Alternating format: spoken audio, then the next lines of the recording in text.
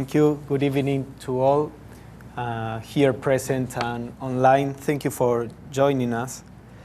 As Marina said, tonight we are going to explore the first fragment of The Voice of the Silence. Last week we have seen that this book is a compilation of 3 fragments from another book, the Book of the Golden Precepts. And we have discussed also that the book was dedicated to the few. Because this book is actually a book oriented towards people who have a pretty deep spiritual development, as we are going to see. So these instructions may not be all of them applicable to our own lives, because our state of maturity may not be enough to be able to live in this way. However, it is always useful and necessary to see where we are going, what the direction of our path is. Of course, we will be able to apply many of these things, but it is like if you have a group of children that never knew about adults. So in order for them to know where they are going, they should hear about what the adult life is like. Especially if going from childhood to be an adult depends on our own effort. If we don't know anything about adults, for example, in this example, we would stay as children. So as we know about this life as adults, we begin to aspire to this, and that aspiration moves us forward. Probably it's not a very good example, but it will be good to point out to some other things. For example, if we tell a child, when you are an adult, you won't be playing with toys. Adults, they don't play with toys. For the child, that would seem like a life devoid of any joy. However, it's not true that the adult life is devoid of joy. It's simply that the needs are different. And for the child, may not be very meaningful to know about this, but if a child is going through puberty, for example, in that stage where he's in between, where he's ceasing to be a child, he may recognize that there is a process in himself that makes him not enjoy so much playing with toys, for example.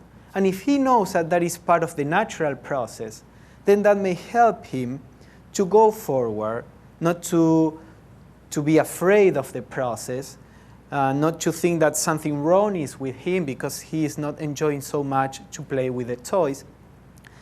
So to know about the spiritual life at a more advanced stage, if we want to call it that way, it's important to know what is ahead, to recognize the signs in ourselves, and also as a source of inspiration.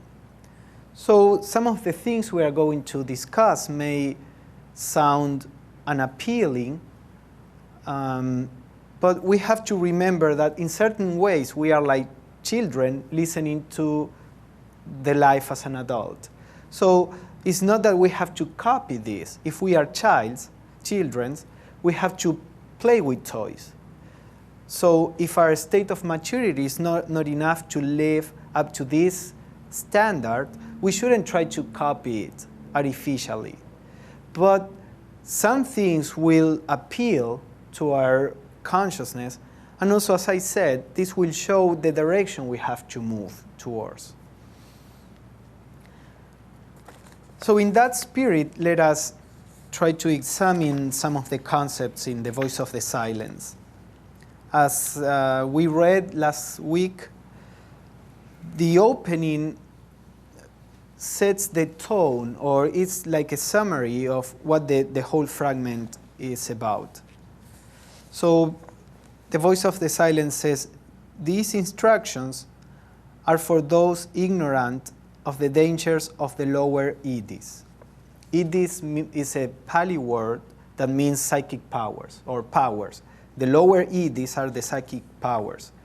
You know that on the spiritual path, there comes a time where some psychic powers may be awakened, and some people are misled by these psychic powers because it's a whole world that is opened, a whole set of abilities, and some of them may begin to be trapped in the psychic world. From the theosophical point of view, and also from the point of view of most of the traditions, the psychic world is just an intermediate world. It's not the spiritual world. It's part of, still, if we want to call it like this, it's part of the material world. The psychic powers are just an extension of our physical senses. We can see more, we can hear more, we can access places that we cannot physically, so we can move further, but it's still part of the illusion. It's still part of the ignorance of not knowing what we really are. So it's not that the psychic powers are wrong in themselves, but if we stay at the level of psychism, it's the same as staying at the level of the material life. What a spiritual person wants is to go through the material and the psychic and to reach the spiritual, which is the realm of truth. So the book opens by saying these instructions are for those who don't know about this, the danger of the psychic powers. And the path that is going to be explained or more hinted at has to do with the spiritual development. So then it says, he who would hear the voice of nada, nada is again a Sanskrit word that means the soundless sound or the voice of the silence. So he who would hear the voice of the silence and comprehend it has to learn the nature of dharana. Dharana is concentration. Because more than concentration, especially in this context, dharana is a state of deep silence within. The voice of the silence can be heard only when our mind is in a state of quietness. If we are immersed in our thoughts, we are listening to our thoughts. The voice of the silence is very subtle, so to say. It's not necessarily a voice, a sound. This is why it's called the voice of the silence or the soundless sound. It's not a sound, but it's a perception, as we are going to see. But figuratively speaking, if we want to hear the voice of the silence, we have to make silence. And how do we get to this state of quietness? It says, having become indifferent to the objects of perception, the pupil must seek out the raya, which means the king of the senses. So first we have to become indifferent to the object of perception, and then we have to go inside and look for the king of the senses, the entity that is perceiving through the senses. And it goes on and says, the thought producer, the thinker, he who awakens illusion. So the idea is to hear the voice of the silence, we have to be able to enter into a deep state of quietness and look for that thinker, for that entity in us that is producing the thoughts. Because the idea is that our real self is beyond this entity. And the next line says, the mind, which is this entity that produces the thoughts, is the great slayer of the real. Let the disciple slay the slayer. So we have to go through this process beyond the thinker. And you will see that the language here is all like metaphors, and sometimes it talks about destroying or killing out. It's more because the idea is to produce an impression. Of course, this is not referring to destroying our mind, our daily mind, which we need to interact with each other. It means to be able to transcend the illusion that we are the thinker. So we are going to see all that. But these lines are like a summary of what the voice of the silence is about. And another feature of this fragment is that things are not in a neat order. Unfortunately, this seems to be the nature of many occult writings. We in the West, we are used to have everything as a system, go in order from the easiest to the more difficult. And in the voice of the silence, there are like circles. It goes all the way to the end, then it comes back to the beginning, and not even very clearly like that. Sometimes it talks about a first, second, third stage, and starts talking about the first stage, and then goes on with the fourth stage. Blavatsky said that this, in part, is a strategy to veil the information, because some of the information in the occult treatises could be dangerous for the person that is not prepared for this. Veil, yeah. So one of the strategies is to put out of order the instructions, because the person that is really going through them can recognize the order. And another reason for this may be that, as we know, Blavatsky wrote it by heart, and maybe she remembered it, messed up, which is not a possibility that couldn't be there, because her mind worked in a particular way. Anyway, what I try to do is to bring together aphorisms that I think belong to the same stage or the same process, and we are going to discuss them in that order. The first thing that we have to examine is what is the worldview of this book. Because in the West, our view of life is that we have to get the most out of life, that this is our, this is it. We may believe that there is something after death, that even we may believe that there is a heaven, that we are going to be with God, but we have to try to be happy here, to get things here, to accumulate things here. That's our attitude as a culture. And we see this life as the real thing, and whatever happens afterwards is like an epilogue maybe. But the book is here, is this. The voice of the silence, as usually Buddhism and Hinduism also considers the physical life actually as the more illusory part of our existence, and also considers the physical life as full of sorrow. Not that there is no pleasure, but if you compare the physical life with the real life on the spiritual planes, this life is terrible. Imagine a life where you can never be tired. You don't have to work to be alive. You don't have to defend yourself. You don't have to acquire things. You don't have to put any effort. You are not in touch with conflict. I could describe many things, and then when you compare that with the physical life, you can see how the physical life is a burden. Now, since we don't retain any consciousness of the spiritual life, we, of course, cling to whatever we know, that is this physical life. But these books are written by people who are aware of all the different levels of life.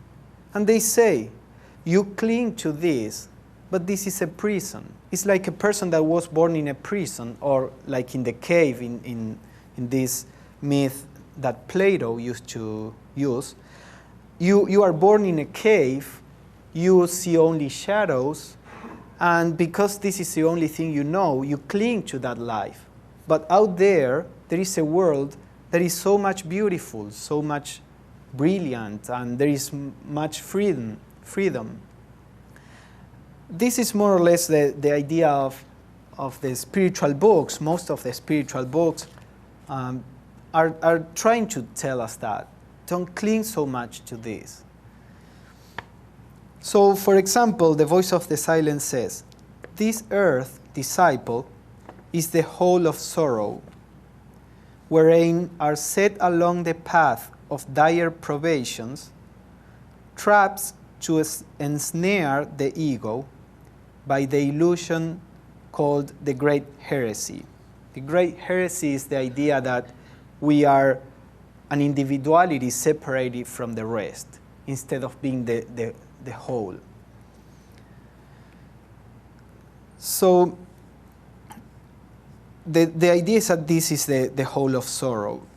And because of that, the voice of the silence says, if thy soul smiles while bathing in the sunlight of thy life, if thy soul sings within her chrysalis of flesh and matter, if thy soul weeps inside her castle of illusion, know, O disciple, thy soul is of the earth.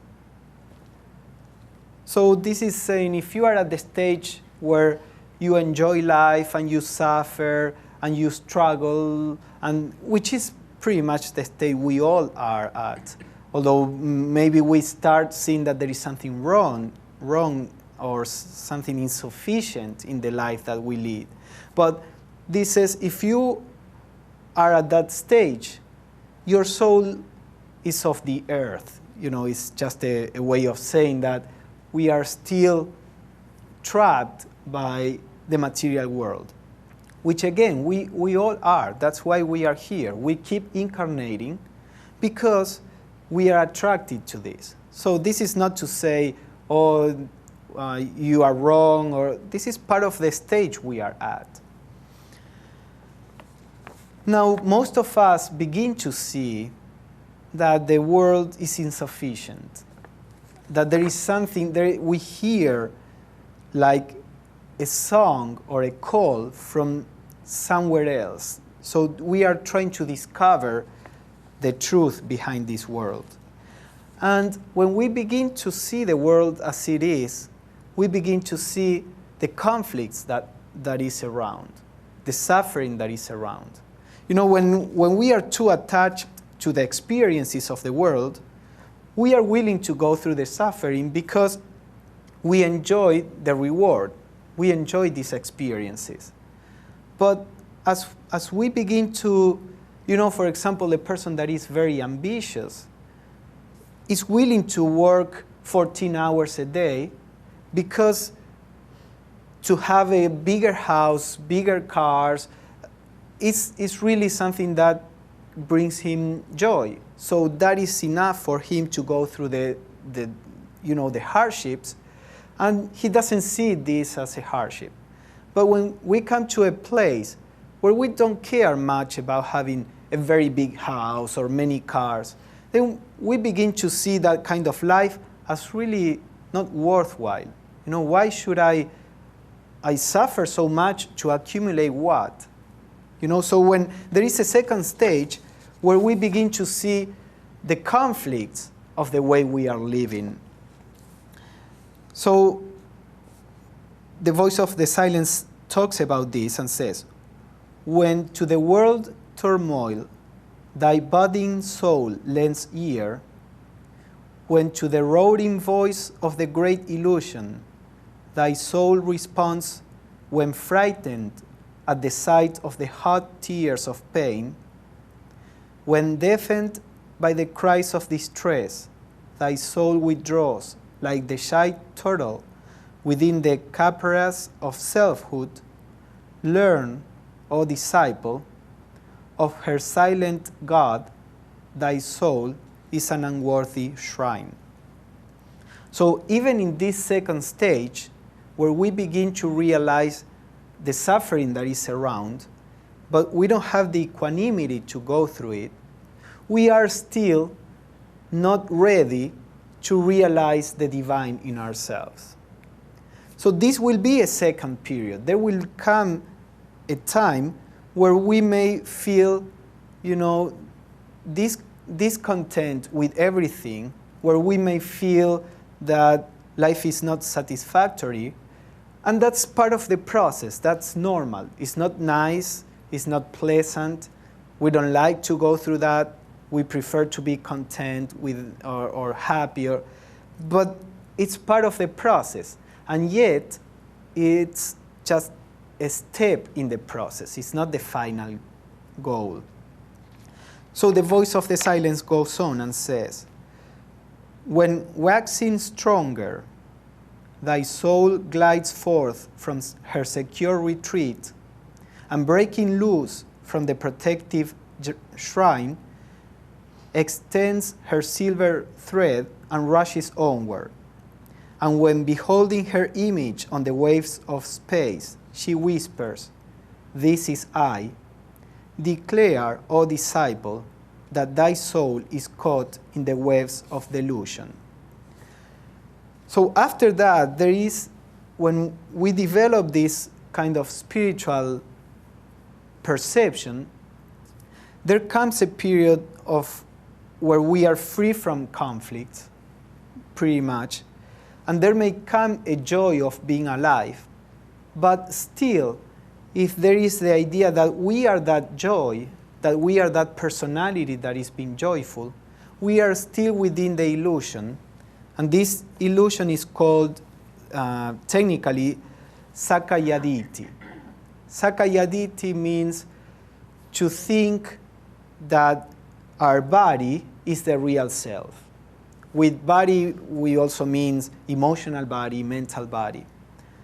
So the voice of the silence is describing a process of maturation, but still all within the illusion. And it goes on saying that only when we can unite the two, that is, this sense of I-ness and the real self, only then we will discover reality. So that's more or less the worldview that the voice of the silence has. Then it explains that there are like three great stages or three great states through which we go as souls evolving. These are called the three halls. It says, 3 halls, O pilgrim, lead to the end of toils. 3 halls, O conqueror of illusion, will bring thee through the 3 states of consciousness into the 4th, and thence into the 7 worlds, the worlds of rest eternal. If thou wouldest learn their names, listen and remember. So the idea is that there are 3 halls, and from there we go to a place of rest or a state of rest, which it is said there are 7 worlds of rest, like 7 states of nirvana, if we want to call it that way. But we are not going to enter into that detail. So it says, the name of the first hall is ignorance.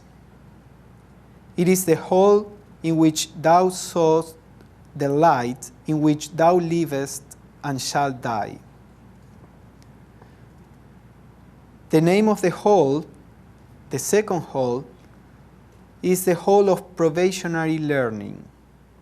In it, thy soul will find the blossoms of life, but under every flower a serpent coiled. The name of the third hall is the hold of wisdom, beyond which is the veil of bliss, which stretches through the shoreless waters of Akshara, which means the eternal, the indestructible fount of omniscience. So we have the whole of ignorance, the whole of learning, and the whole of wisdom, and beyond that, the veil of bliss. The whole of ignorance is our daily life, the physical plane, the life that most of humanity leads consciously. The whole of learning is the state where we start questioning life, where we start trying to learn about life. This also can be seen as the astral plane, which is above the physical plane. Most people who are interested in spirituality are aware on the astral plane, even if we don't remember it. The fact that we don't remember it is because our brain is not used to keep that memory. But most of people who are spiritual, they are aware on the astral plane. Now that astral plane, which has to do with the psychic and all that, is very misleading. And as I said, when a person becomes aware of the astral plane while being awake, because most of us are aware on the astral plane when we go to sleep. But when a person becomes aware of the astral plane while being awakened, that is what we call clairvoyant or psychic. And that person can remember how apparently wonderful this plane is. But again, the idea is that it's a very misleading plane. I'm not going to get into this because we don't have time. But the idea is that this stage of learning is a stage where that is not the goal. It's just a step in our process of evolution. So, for example, even with our normal learning, some people they think that the goal of spirituality is just to know more, and their aim is just to study and have more knowledge. And of course, that is not the goal of spirituality. The goal of spirituality is to live in a different way. The learning may be necessary, but there is a point where we have to go beyond the learning. We have to go beyond concepts. We have to go beyond this particular stage. The whole of wisdom is where we really can perceive who we really are, when there is an experience, not only an intellectual learning. All these wholes can be interpreted on many levels. I'm trying to interpret this in the level that is closer to us, but this can be interpreted in a very esoteric way also, which we don't have time to go through all the interpretations. But basically, the whole of wisdom is when we start having a perception of what we really are. And once that perception is completely established in ourselves, we can say that we are in the veil of bliss, because we are beyond toil, beyond suffering and happiness and this interplay of opposites. So all this process that the spiritual life take us through can be seen as going through these three holes. From this point of view, we would say that most of us probably are on the hole of learning, and we have to strive to go beyond that, to use whatever knowledge we have to actually perceive truth, to actually live in a spiritual way.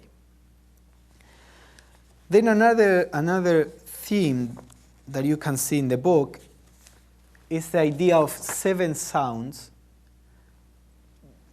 And the last one of these 7 sounds is the soundless sound, is the voice of the silence. So, for example, this says, before thou setst thy foot upon the ladder's upper rung, the ladder of mystic sounds, thou hast to hear the voice of thy inner God in 7 manners. And there is a description. The first is like the sweet voice of the sweet song of a bird. The second comes as the sound of a silver cymbal. And there is a description. This has to do with something more of a more occult nature. There is this fragment recommends basically meditation in the heart. When a person advances in this meditation in the heart, all the yogi traditions say that the person begins to hear different sounds. The sounds are not important in themselves at all, but they are simply the manifestation of different states of consciousness that the person goes through. And the last sound says the 7th swallows all the other sounds.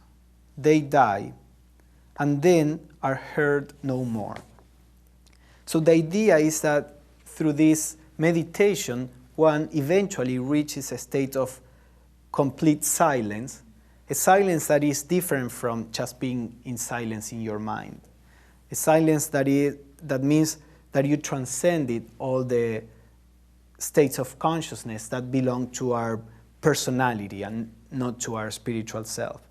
So to be distracted by any of these sounds is to stop walking, is to fall short of the aim.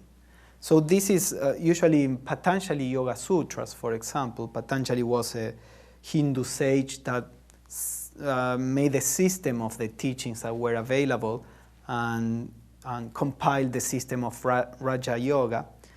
And he describes all the psychic powers that are available, but he says all these are distractions.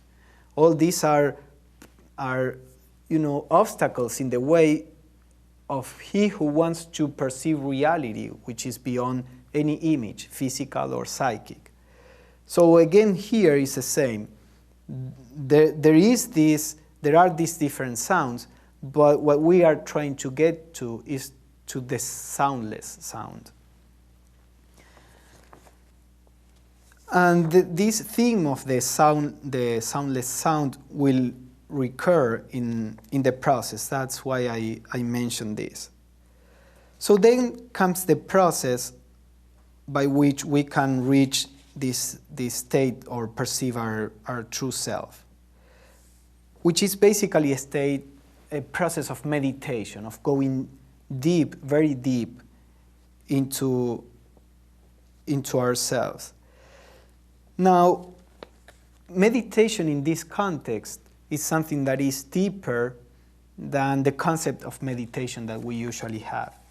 We think that meditation is simply, staying quiet and trying to keep our minds either more or less in silence or visualizing something. Well, there are different techniques, but this is okay. This practice is okay as an introductory practice, and probably we cannot do more than that during our whole life, and that's fine. We cannot be ambitious in the sense of trying to be an adult if we are a child. I know that today in modern spirituality sells a lot to say you are gods, you are one step away from enlightenment, and of course people want to hear to that. But then comes the frustration when, after year we see that we are more or less the same. Of course there are changes, but nevertheless we are not enlightened. Or some people who are not very well balanced, they have a basic psychic experience and they think they are enlightened. Well, this view is much more grounded and say, the process of spiritual evolution takes eons. And it takes a while. We cannot say how long, and it doesn't matter. Just do what you have to do to live in the right way, and don't worry about how far you are or how close. Now, to be able to meditate in this way means to be able to raise your consciousness beyond your mind. And that's not something that we can do merely because we want to. We have to be prepared to do that. We have to reach certain state that allows us to go beyond our minds. So the voice of the silence says, before the soul can see, the harmony within must be attained, and the fleshy eyes be rendered blind to all illusion.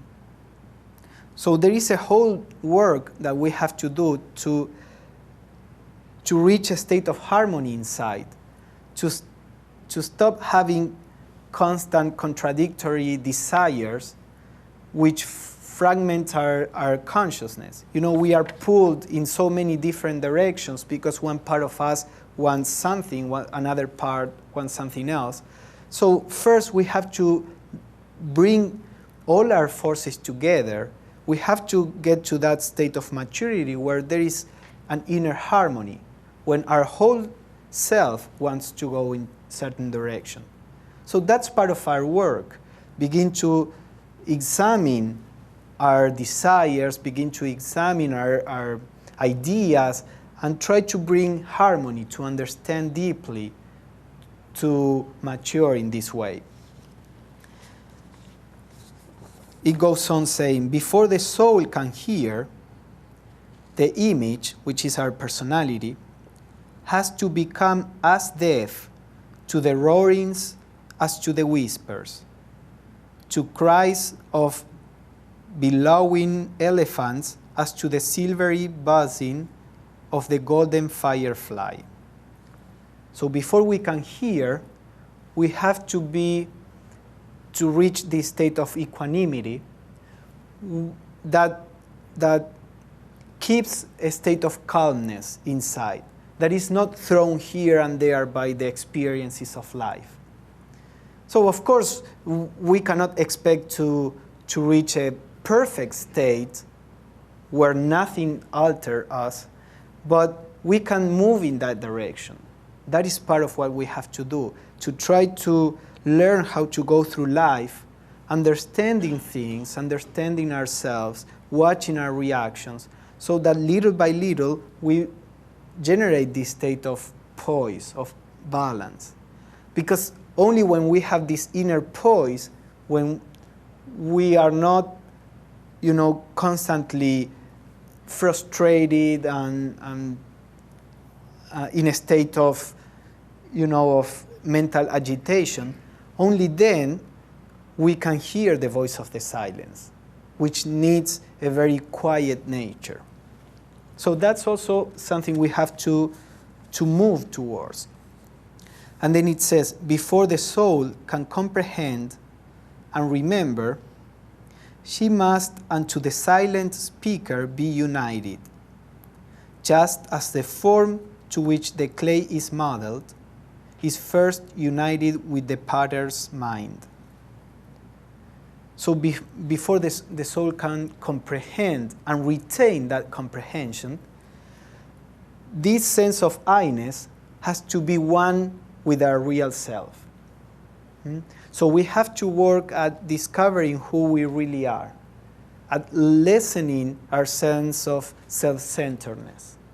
We have to begin to realize that this personality is okay, but we are not the personality. We are not these particular likes and dislikes. We are not these thoughts that are constantly changing. We are something that is behind, watching, always in a perfect state, something that is not moved by the experiences, something that is a center of peace. So this is another thing we have to work towards. We have to make ourselves used to dwell in that silent watcher. As the voice of the silence says here, the silent speaker. For then the soul will hear and will remember, and then to the inner ear will speak the voice of the silence. So I think this very, paragraph gives us a lot to work on. And it's to me, it's a very interesting way to say what we have to do to get ready to listen to the voice of the silence. But then there is there are many, many aphorisms that talk about how we can get to this. The first stage is a stage of purification. And purification means to be able to drop all those things in ourselves that are like chains to the material self. We think, for example, that if we get something, we are going to be happy. So we work and we try to get that thing in particular. We get it, we are excited for a while, and then we are again, that ceases to be a source of happiness. But then we think, well, the object wasn't enough. There is another object. Now I want that, and then I will be happy. And we keep choosing different objects because basically we think that it is through an object or through modifying what is external that we are going to be happy. So we have to purify our nature or purify our perception so that we can see what is real in this. All our desires are based on this wrong perception. It's not that desires are wrong. Our nature will always have some desires, but there is a difference between having a desire, or I would like this, but if I cannot do it, if I cannot get it, it doesn't alter me, or that clinging to something so that I am even willing to damage other people to get that. And many times we do that, unconsciously. Many times in our pursuit of what we want, we may be damaging people, and we say, okay, that's part of life, but I need this. I want to get this. That can be done in a grosser or subtler way. But many times we do it, even in relationships, trying to demand what we need from the other person. So the idea is that all these desires are based on a wrong perception. And the purification means to realize that these desires are not right. Not because of a religious reason, but because they are wrong in the sense that they are not going to bring us what we are looking for. So it's not a very pleasant work. We are our desires, or we are identified with our desires. So it's like what the Bhagavad Gita says. The Bhagavad Gita, which is a sacred text from Hinduism, talks about a battle. This battle is between Arjuna, which is the main character, or one of the main characters, and all his relatives and teachers and friends. They are on the other side. They are part of the other army. And he has to kill his family, his teachers, his friends. And he is desperate. He says to Krishna, I cannot do this. How could I kill this person that was with me yesterday, enjoying a meal? This represents what we have to do with ourselves, because we lived all our life with our desires, with our ideas, with this. So in part, this is felt as killing part of ourselves or our family. So usually the experience is part of a struggle. But if we grow in a holistic way, we also grow in equanimity, and we grow in depth of perception, so that the struggle is not so conflictive. But this was always described. Jesus didn't say the path, to God is wide and easy. He said, no, the path that is wide and easy doesn't go to God. The path that goes to God is narrow and steep. Or the Buddha would say, he who conquers himself, or to conquer himself is harder than to conquer 100 armies. Or in all spiritual traditions, it is said that the spiritual path is difficult. And that's why as humanity, we are not a spiritual humanity, based on or acting based on love, compassion, wisdom. We act based on desire and many times violence, selfishness, because it's not easy. So the voice of the silence says, there is but one road to the path. At its very end alone, the voice of the silence can be heard. The ladder by which the candidate ascends is formed of rungs of suffering and pain, but these can be silenced by the voice of virtue. So there is a whole section, or actually it's spread through the whole fragment, that talks about this work of purification. For example, kill out desire, but if you kill it, take heed, lest from the dead it should again arise. Kill love of life. With love of life is talking about tanha, which is this attachment to the sensory life. This is again like the thing with the toys. We think that this thirst for life, this desire to be alive is right, and that if we don't have it, we would kill ourselves. But actually, this, in all spiritual traditions, especially in the East, they say this desire for life is the root of all sins. It's what produces this wild competition, this selfishness, because we think that this is it and that we have to get, the outmost of this life. While a sage that sees that this life is just a stage and a very small one in the whole process of existence, can take it easy, can go through life in a much more flexible way. Of course, this life is important, otherwise we wouldn't be, with a body. It's very important for consciousness. But again, it's like the desires.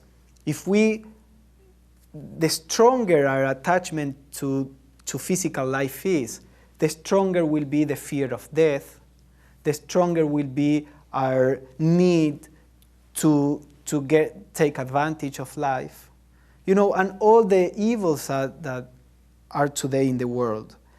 So if we realize that this is part of the process, and according to these teachings, is the most painful part of the process, the most painful aspect of our existence. The existence that comes after we die is existence that is full of bliss when you compare it with this. If we realize that, then we can live in a completely different way. In fact, for example, Socrates would say that the aim of the philosopher is to learn how to die, because the real life comes after we die. And in many traditions, even in Masonry, it is said Masonry is to teach the person and prepare the person how to die. Not because it's something, negative. On the contrary, because death is the beginning of life from the point of view of these traditions. And again, that doesn't mean that this life is wrong, but it's trying to put things in a different perspective. So it says, kill love of life, but if thou slayest tanha, this tanha is the love of life, let this not be for the thirst of life eternal, but to replace the fleeting by the everlasting. This is, a subtlety. And sometimes, when we think of heaven, or people think of heaven, it's just a continuation of physical life. So they think of heaven like a city of gold, and with all the images that we have. So they may think that they want to go to heaven, but actually they are thinking that heaven is just like this life. So we have to be careful that we are not just projecting, this onto a supposed spiritual state. And there is, as I said, many aphorisms talking about the need of purifying ourself, and then also of developing compassion. For example, it says, "Let thy soul lend its ear to every cry of pain, like a lotus bears its heart to drink the morning sun. Let not the fierce sun dry one tear of pain, before thyself hast wept it from the sufferer's eye. But let each burning human tear drop on thy heart, and there remain, nor ever brush it off until the pain that caused it is removed. These tears, O thou of heart most merciful, these are the streams that irrigate the fields of charity immortal. It is on such soil that grows the midnight blossom of Buddha, more difficult to find, more rare to view, than is the flower of the bogey tree," which is a flower that blooms very rarely in India. "It is the seed of freedom from rebirth. It isolates the arhat, the spiritual person, both from strife and lust. It leads him through the fields of being and to the peace and bliss known only in the land of silence and non-being." Many times a spiritual consciousness is defined as a state of non-being, not because it's an absence, not because it's an annihilation, but because it's a state that has nothing to do with this sense of being separate from the rest. So purification and compassion are two necessary steps. And then the voice of the silence describes more or less a typical process of meditation that you can find also in the Yoga Sutras of Patanjali, where first we have to focus our minds, in this case, on that inner self, then become unaware of whatever is outside, and then through a deep state of quietness, be able to blend our sense of being with the real being, and then in that state of unity we are going to hear the voice of the silence. I'm not going to go in detail into this process of meditation because it's more poetic. It's not that it's giving instructions. It's more something to be inspired by it. And I think it is better for us to spend more time in the preparation. Eventually all this will be an experience to us. So finally, when the person perceives his real being, it says, "And now thyself is lost in self." Thyself with small case, unto thyself in capital letters. Where is thy individuality, disciple? Where is the disciple himself? It is the spark lost in the fire, the drop within the ocean. The ever-present ray become the all and the eternal radiance. And now, disciple, you are the doer and the witness, the radiator and the radiation, light in sound and the sound in the light. And the last verses say, "Behold, thou hast become the light, Thou hast become the sound. Thou art thy master and thy God. Thou art thyself, the object of thy search, the voice unbroken that resounds throughout eternities, exempt from change, from sin exempt, the seven sounds in one, the voice of the silence.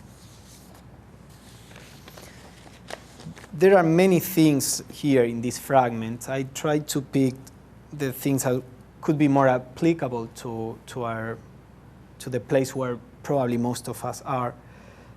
But with this idea, you can go to the book and read it. Remember that the language is very metaphorical, so don't try necessarily to understand every phrase, but just let be inspired by the book. So that's more or less what I wanted to share with you. Do you have any comment or question? Mm-hmm. Wait.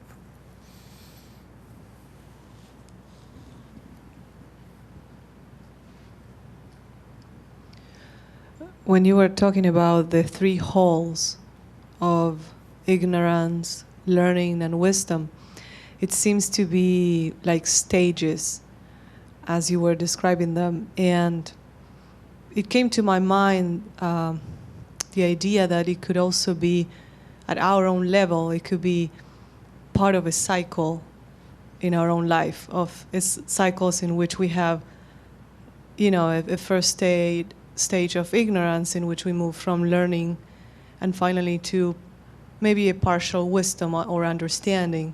And then it comes a moment for resting. So it's like a hard time of learning and coming to certain understanding, and then a certain time of peace, and then we go again into a new cycle of, so maybe it could be taken in that way. And when you talked about death, I also thought that we could interpret that as part of that learning, that to me it has a lot to do with dying to what we are, and of that very hard process that is of letting go what we are right now to become something new. So that dying could be also seen as a process we do during a lifetime. Mm-hmm. Yes, even these holes and the veil of bliss, as you described it, probably we go through them with different aspects of ourselves. Those could be seen as the general path of our whole spiritual evolution, but also in some particular aspects that we are working on, we move through them, and when we reach the veil of bliss, that means that we overcame whatever wrong perception was regarding some particular aspect of ourselves or of life. So this process may happen at the same time with different aspects of ourselves. It's not that it's simply once we reach the veil of bliss, we are all enlightened. We may be enlightened regarding that particular aspect we were working on.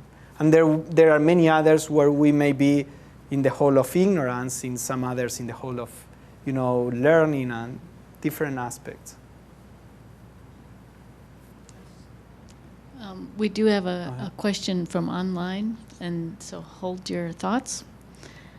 Pablo, please comment on Radha Bernier's statement in the November-December 2007 issue of Quest titled Discovering Oneself, in which she writes, "Discovery of oneself is not memory of other people's concepts, nor is it the basis for verbal discussions and arguments. In fact, many wise people have found that realization in silence." Mm-hmm. Yes, this is what we were talking about, going from the hole of learning to the hole of wisdom. The hole of learning would be what we are doing here and what we do when we read a book, when we read what somebody else says. It's when we are working at the level of concepts. the aim of the whole of learning is not to accumulate knowledge, but to correct our perception. Now, the learning itself, as we said, the whole of learning is not the aim. This is a step in the process. We may be stuck in the whole of learning, and if we don't go to the whole of wisdom, we haven't accomplished anything really. So the discovery of the self is not the same as learning about the self. We can learn about the self, but when we really discover the self in something that is beyond the words, in something where the words are not enough, we are passing from the whole of learning to the whole of wisdom. So this is very important to keep always in mind, because our minds like to work with what is known. So many times we are entertained at the level of knowledge and we stay there. But the self is not going to be discovered by studying, by discussing, that can be useful if we go beyond, if we take the knowledge and try to see by ourselves. And I think that's what Radha Ji is pointing out. Hi, Pablo. I have a quick question. You mentioned something about killing the desire of life, correct? Mm-hmm. If one were to kill the desire of life, why would one want to live? What's the will? What would be my will, my desire to perpetuate my existence to live or carry on to live? Why? What? Mm-hmm. What would it be? Yeah, first, I don't think we can kill the desire of life. We can, if anything, transcend. But that's why I said this is it's a poetic kind of language. The desire of life is actually a very technical term that is tanha. Tanha means and tanha manifests in very different levels. Tanha means our thirst for experience. So, for example, when you are in meditation and you are in a state of silence, that at some point, if you reach a state of silence, at some point that state ends and thoughts begin again to appear. And that's because there is in us this desire to experience. Because when we are in silence, we, as the thinker, are not there. There is a state that is more real in a sense. We can recognize it when we are there. And however, there is this desire, this need to experience, to feel again, I am this. Because a state of silence is very subtle. So we cannot identify ourselves in that state of silence. So something similar is with the desire of life. The desire of life is the desire of material experience which defines me, which makes me feel I am alive, I am me. The desire of life disappears as we realize our real self, which is beyond this psychological entity that feeds from the experience. So as this process naturally happens, there is a living in the world without any of the motives that we know at the psychological level. So in a way, it's a question that has no answer. But it has an answer. There is a reason that is unknown to us. All the reasons we can think of are reasons that are within our psychological consciousness. It's just like the kid. We tell the kid, when you are an adult, you are not going to play with toys. So what is life about if I cannot play? And he cannot conceive why the adult would live if he cannot play. So there is a reason. Now the question is that if we artificially try to kill the desire for life, we may end up in a person that has no reason to live and that can even kill himself. And that, of course, is not what this is about. So this is why we have to be very honest with ourselves, read these things, but never try to imitate artificially. This is something that shows us the direction. So if in your spiritual growth you notice that your thirst for life and experiences begin to wane, don't freak out, just to say, because many people, they think something is wrong. I should be, clinging to life. But if you know that it's part of the process, you can take it like with a state of poise and be open for the other thing to develop naturally. So let us not try to copy something. Be honest with our own state of maturation and let that state work in itself. Yeah, Diane. About the halls, since they're most likely more than one lifetime, therefore we also, wouldn't we be going through those halls more than once as well? And maybe some halls that we have been through, whoever we were, we were more strengthened and others weaker, so that there's a process of revisiting these halls.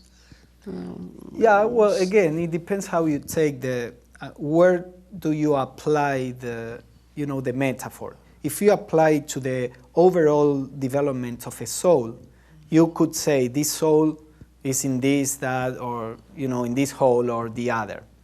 We cannot know where a soul is, so I'm talking theoretically. So some souls are in a state where they are not ready to begin to learn about life. Their interest on the physical world is complete, so why would they try to learn if there is something beyond? So those souls are in the first hole. Then there are some souls who are trying to learn about life and about ourselves. We could say that those souls are in the hole of learning. And there are some other souls that are already, in a state that we could call a wise person, and that soul would be in the hole of wisdom. Now, as we said, what Juli said, then we could apply these holes to different aspects of our lives. And then in different aspects, we may be in different holes. So, but it's a metaphor that in the esoteric philosophy always works in this way. There is like a system that can be applied to different states, to different examples. This idea of the holographic universe, it's an ancient idea. You have a model that can be applied to many different things. So we have to have that flexibility of mind. Thank you. You were talking about the seven sounds. Can you describe some of them? And personal question, have you heard any of those yourself? Well, I can read what the voice of the silence says about them. So that would answer the second question. It says, the first is like the nightingale's sweet voice chanting a song of parting to its mate. The second comes as the sound of a silver cymbal of the Dhyanis, the angels, awakening the twinkling stars. The next is as the plain melodious of the ocean's pride imprisoned in its shell. And this is followed by the chant of the veena, which is an Indian instrument. The fifth, like sound of bamboo flute, shrills in thine ear. It changes next into a trumpet blast. The last vibrates like the dull rumbling of a thunder cloud. The seventh swallows all the other sounds. They die and then are heard no more. Did you come in that order? It looks like, as you see, the description is not a scientific description, it's a poetical description. My understanding of this is that these sounds are at very different levels. So you have these sounds on the psychic plane, but probably you have these sounds in a different way on the spiritual plane, and that's why they are not really defined in a particular way. Usually this works in that way. So we could hear the sounds on the psychic plane, but that doesn't mean that we are listening the sounds that the voice of the silence is talking about. And as I said, this book is for people who are in the last lives of their spiritual evolution, which are really advanced people. But we all can get closer and closer to this, so to say. In the theosophical view, evolution is something very long, and if somebody would come and tell me, you will get enlightened in 20 lives, I would be very happy. This as a contrast to the modern idea that we should become enlightened in this particular life. I'm trying to make that point. Then we don't know. We don't know when enlightenment will come, and it could come, anytime, so to say. But I think this is probably something that is referring not necessarily to sounds as we know it.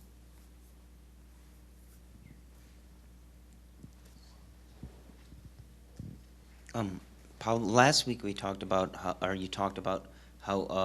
in 1889 Blavatsky translated The Voice of the Silence, but it was not really her direct writing, and it was from these golden precepts, and I believe there were 48 of them.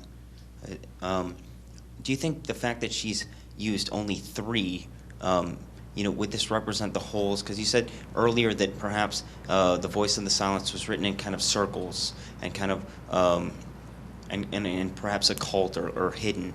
And I just wonder, the representation that she's decided to use only 3 as opposed to the 48, would this be, about those 3 holes, this hole of knowledge? It doesn't seem to be something like that. I mean, the 3 of them are independent. They talk about the same, but in very different ways. And Blavatsky, unless she wanted to do it on purpose, she didn't have that kind of mind, that's what I think by reading her writings. She didn't have that kind of mind that would care about choosing the 3 most representative, fragments. She translated 3 that she thought could be useful for the state of development that we are at. She said some of them I wouldn't even bother to publish because the world is still too selfish to be able to profit from them. If we understand the voice of the silent in its deepest meaning, this is far beyond what most of us can really, attain. So already these 3 fragments are kind of far away. But still, that doesn't mean that we will get nothing from the study. On the contrary, I think it is very important to study these books, probably more important from a certain point of view than studying things that are related to our present state. Krishnamurti used to say, ask the impossible question. Don't ask only the questions that you can answer. Ask the impossible question. Because when we are dealing with things that are beyond our state, in that yearning to understand, we develop something. When we read things that are at our own level, we may feel, pleasure in being able to understand and relate to our lives, but we are not necessarily awakening anything new in ourselves. We are just working on the same level. So I think it is very important to study these books, but it doesn't mean that we can apply these teachings in its entirety, on our lives.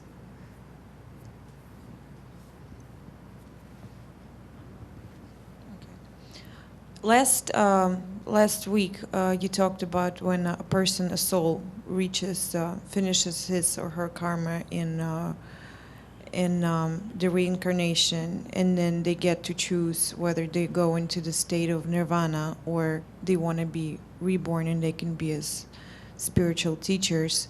When they do choose to come back and stay here for one lifetime or many lifetimes, the first time when they make that decision and they've been reborn, do they remember in that lifetime that they made that choice?